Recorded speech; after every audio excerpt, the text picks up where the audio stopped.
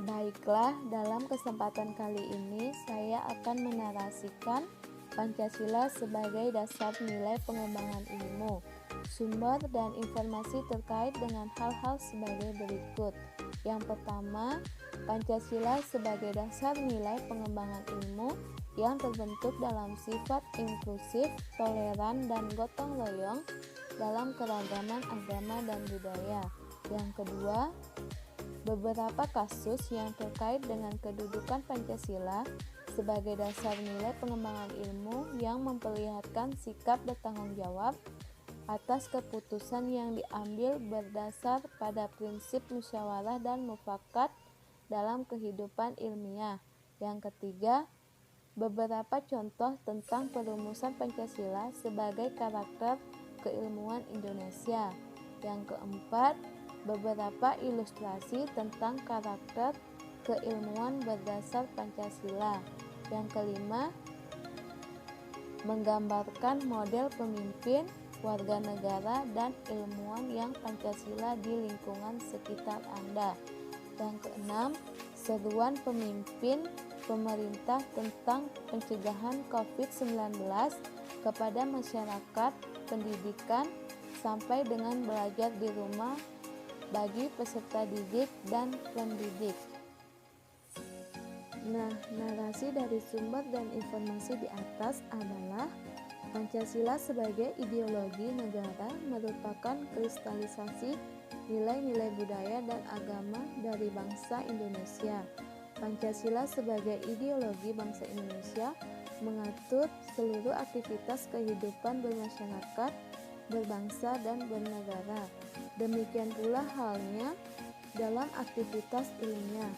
Oleh karena itu, perumusan Pancasila sebagai paradigma ilmu bagi aktivitas ilmiah di Indonesia merupakan sesuatu yang bersifat niscaya, sebab pengembangan ilmu yang terlepas dari nilai ideologi bangsa justru dapat mengakibatkan sekularisme. Bangsa Indonesia memiliki akar budaya dan religi yang kuat dan tumbuh sejak lama dalam kehidupan masyarakat, sehingga manakala pengembangan ilmu tidak berakar pada ideologi bangsa, sama halnya membiarkan ilmu berkembang tanpa arah dan orientasi yang jelas, bersifat inklusif, toleran, dan gotong royong dalam beragama, agama, dan budaya, bertanggung jawab atas keputusan yang diambil berdasarkan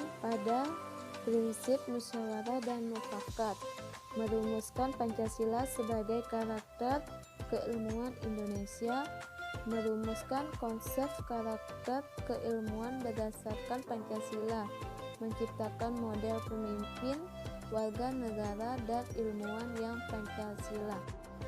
Beberapa contoh tentang perumusan Pancasila sebagai karakter keilmuan Indonesia dimulai dari sila pertama yang mencakup segi ketuhanan dalam menuntut ilmu, yaitu mengutamakan ilmu yang bermanfaat dan bisa dibagi dan diberikan kepada orang lain, sampai keadilan sosial yang mengajarkan kita menuntut ilmu yang seadil-adilnya. Dan saya artikan dalam menuntut ilmu juga harus adil, yaitu jangan hanya satu ilmu yang dipelajari, namun harus menguasai ilmu yang lain. Dalam penguasaan ilmu, jangan hanya di dunia, tetapi kuasai juga ilmu sebagai bekal di akhirat. Di segi penuntut ilmu, sebagai penuntut akan ilmu dalam Pancasila juga diajarkan harus adanya sifat kemanusiaan yang terdapat pada sila kedua, yaitu kemanusiaan yang adil dan beradab. Sebagai penuntut, kita harus mengedepankan sisi kemanusiaan dalam mencari ilmu. Maksudnya, jangan memaksakan suatu ilmu hingga mengorbankan orang lain dalam mencapai tujuan tersebut. Gambaran model pemimpin, warga negara, dan ilmuwan yang Pancasila di lingkungan sekitar.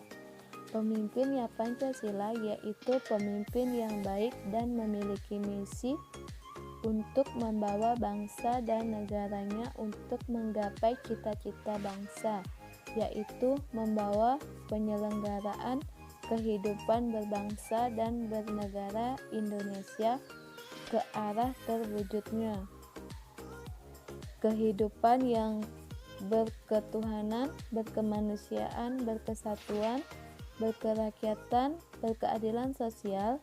Saat ini, pemimpin di lingkungan sekitar membuat kebijakan publik terkadang mementingkan kepentingan politik, kurang tegas, berjiwa peduli namun kurang tanggap terhadap kejadian-kejadian sekitar, kurang adil dan banyak mengingkari janji-janjinya, sehingga pemimpin di lingkungan sekitar jauh dari jiwa Pancasila.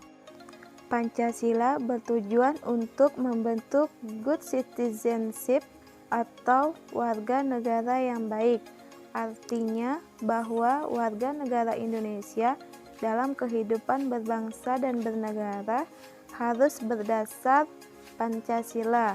Warga negara di lingkungan sekitar menuntut kepada pemerintah mengenai pelanggaran atas hak-hak mereka dan berbanding terbalik bahwa negara juga menuntut warganya untuk memenuhi kewajiban mereka.